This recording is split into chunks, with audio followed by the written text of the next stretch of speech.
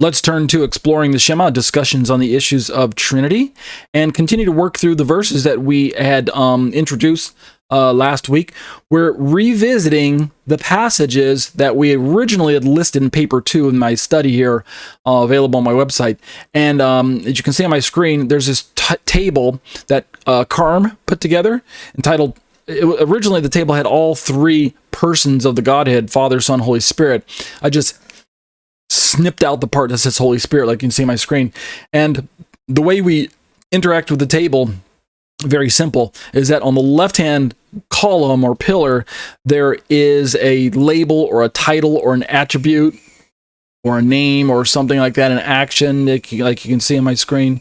And it corresponds with a passage or passages on the right side column or table that talks about where we find that. And of course, this isn't exhaustive. You can see there's only maybe a dozen here.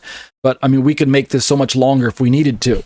And I encourage you to do that on your own. As you're reading and studying through the Bible, be on the lookout for passages that that highlight an action or an attribute of God, that then when you read another passage, suddenly that same action or attribute or something to that effect, that verbiage is reminiscent and used to describe one of the other persons of God. This is how we can begin to realize that we're serving a very complex God who is tripersonal. He reveals himself as in 3 persons, even though he's one God. And this is, of course, known in a mystery, right? It's a whole Mysterian theology. So the Holy Spirit is called God in Acts chapter 5. We looked at that last week, so go back and listen to last week's iTunes, or watch the YouTube videos. Let's turn now to the fact that the Holy Spirit is the Creator. We'll probably hit the Creator and maybe Resurrects and maybe Indwells. Maybe I think I'll try and focus on getting at least maybe 2 or 3 in each study. We won't do 1 each week. I could do just 1 each week, but I'll try to do more than 1. So when we're talking about creatorship, most people don't think of the Holy Spirit as the Creator. Now, the Holy Spirit was present during the creation. If you watched last week's YouTube video, you know that I highlighted in Genesis 1:1 and 2, which most of you probably have memorized, that God is the one given credit for creating the heavens and the earth, right? Elohim in the Hebrew, or Theos in the Greek. And then the Holy Spirit is seen hovering over the surface of the waters. And the style of language, the way the Hebrew impacts the reader, is such that the Holy Spirit is to be thought of as this separate power or entity or being or person from God, and yet is God, because it's the spirit of Elohim, and thus, the Ruach Elohim in the Hebrew, or the Pneuma to Theos or Theon or something like that in the Greek. So the Spirit was definitely present during creation, but was the Spirit responsible for being the Creator?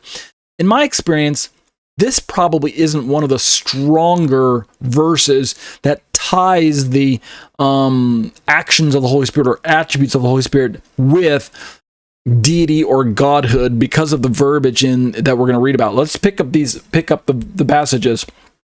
The first one was Job 33:4. So let's zoom in on the verse. Oops, try that one again. There we go. Job 33 verse 4 reads this way: "The Spirit of God has made me, and the breath of the Almighty gives me life." And in this sense, if we just take this version of the Bible, this ESV, and we were to interpret the words at face value, it sounds like Job is giving creatorship to the Spirit, as if it was the Spirit of God who created him, turning that word "made" into as if he created. In fact, if we were to look at the Hebrew, Ruach El Asita, Asatni, Ruach El Asatni, the Spirit has done this. He performed this action. The asa, the root word there, this third word right there. The Spirit did this. The Spirit is the one that made me, asat ni. He made me. And the word asa is usually translated as something that's to be done or performed in action. So at face value, it looks like this is what Job is saying. The Spirit has, in fact, made me. The Spirit created me. But he, in poetic fashion, he says, and the breath of the Almighty gives me life. So we could almost say that, is Job really saying that the Spirit created me? Because it's the Spirit that gives him life. Well, yes, it's God breathing his Spirit into Job, right? Remember, in the Genesis account, God breathes into Adam and he becomes a living creature, a living being.